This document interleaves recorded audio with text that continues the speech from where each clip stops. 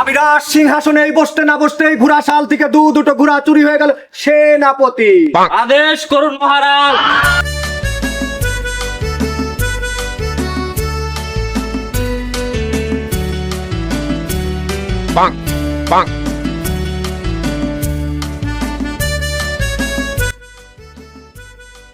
সেনাপতি, রাজ্যের কি অবস্থা? আমার প্রজারা কি ভালো আছে না তাদের কোনো সমস্যা হচ্ছে?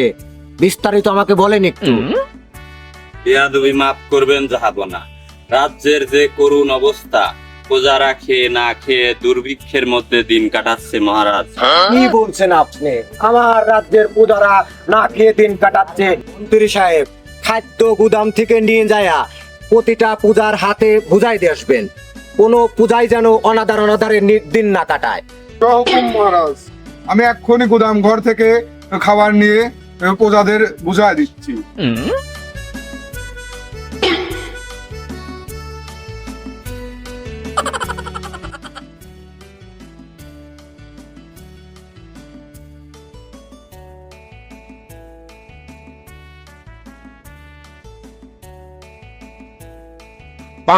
মহারাজের জন্য একটা পত্র ছিল।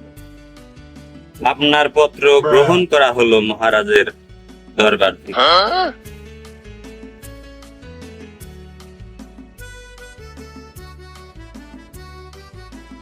সেনাপতি, পত্রটা মন্ত্রীর হাতে দেন।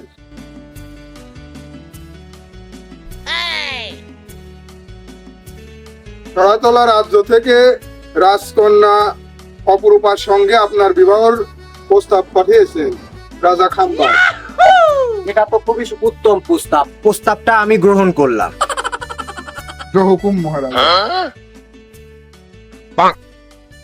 আমি এই রাজ্যেরই রাখাল। বেয়াদবি মাফ করবেন মহারাজ, আপনার ঘোড়া শাল থেকে আপনার পছন্দের দুটি ঘোড়া হারিয়ে গেছে। আমি রাজ সিংহাসনে বসতে না বসতেই ঘোড়া শাল থেকে দুটো ঘোড়া চুরি হয়ে গেল। সেনাপতি আদেশ করুন মহারাজ। আমার পছন্দের ঘোড়ার দায়িত্ব ছিল কার পর? মন্ত্রী সাহেবের উপর। সিপাহী,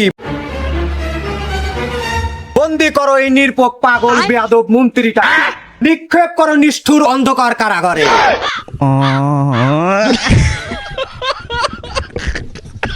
বাইগান।